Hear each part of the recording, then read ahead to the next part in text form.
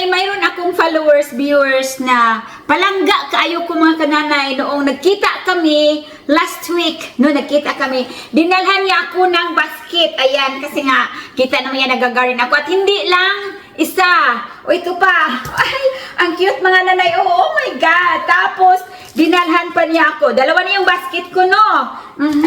Dinalhan pa niya ako ng mga seeds. Ayan, sa upo ata ito. At saka ano, ito, ampalaya. Ibang klase itong ampalaya na to. Ibang tawag doon. Tapos guyabano. Tapos may kalabasa pa mga nanay, Diyos ko. For the next year. At hindi lang yan mga nanay. Dinalhan pa niya ako nito. Palangga, di kaay ko mga nanay. Kaya dinalhan pa niya ako dito. Ayan, binili talaga niya ako. Pink pa ang kulay. Ano ba to? Tingnan natin. Paano ba ito? Mag-work.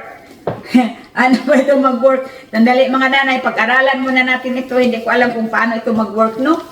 Ah, ganyan lang pala. O tapos, ilalagay mo lang. Pagpunta ko sa garden, o maganyan lang ako. O di ba?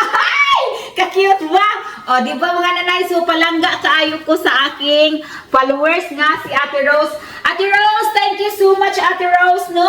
Ate Rose Lindsay. Yan po ang kaniyang ang aking ate na gwapa. At saka, ayan, meron pang mga dahon na dinala sa akin.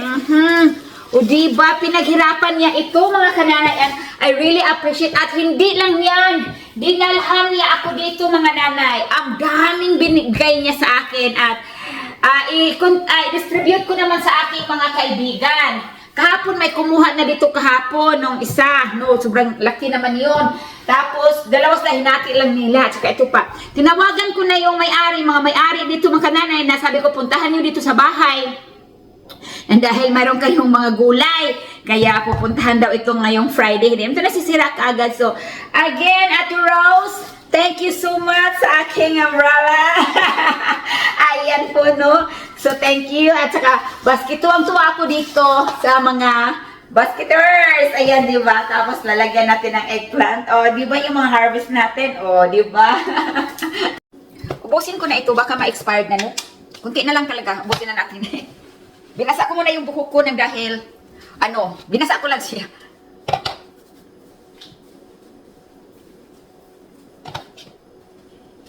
Parang maitapon na rin yung lagayan.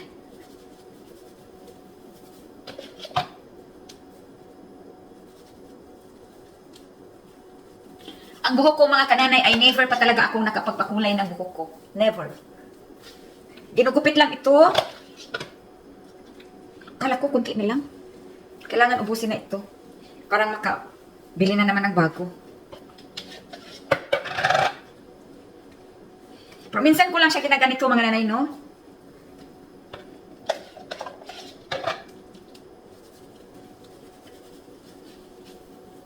Ubusin ko na lang talaga. Sinawin na sinawin.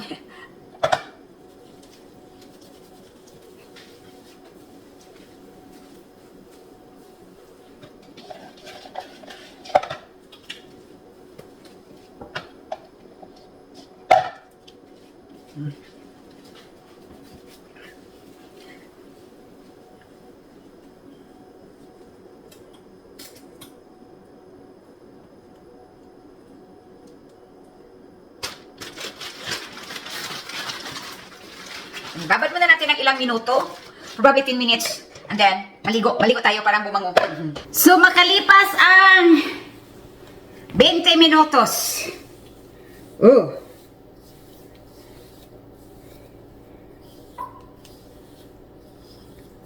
Tapos, i-dryer na to mga nanay.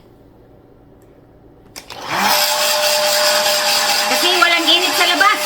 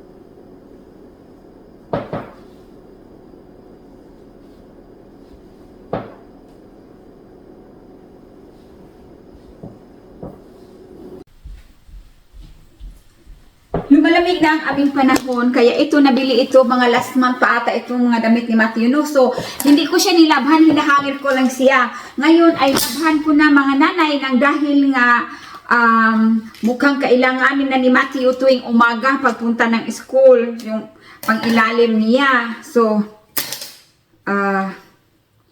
ayan, labhan ko na ito.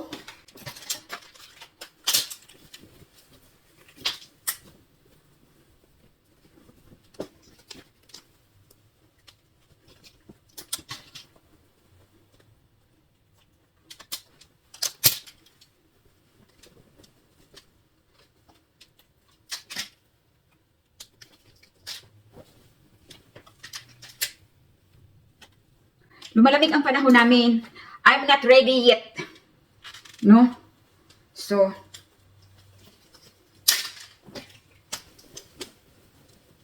naka-ready na ang aming Matthew mga kananay kahit summer pa.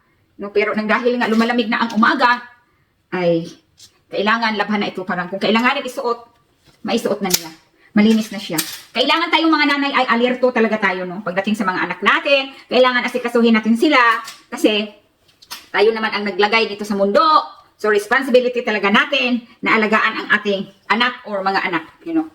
Na mahalin natin, wag nating pabayaan, you know. So, kasi yan lang ang maipamana talaga natin, yung memory natin na love natin sila. Di ba?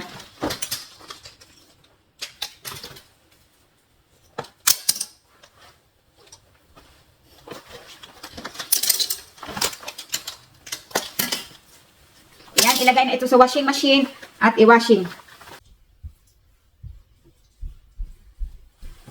So dito, tapos na siya, mainit pa ito, galing ito sa dryer, no?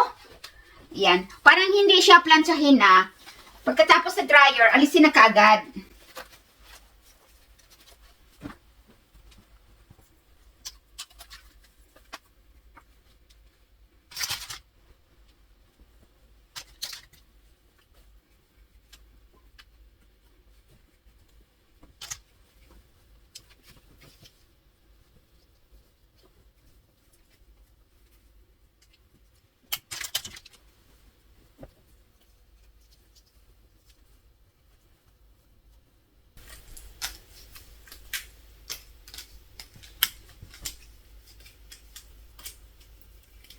So, ito, ready na for Matthew. Malinis na siya.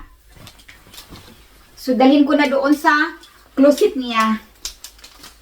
Ayan.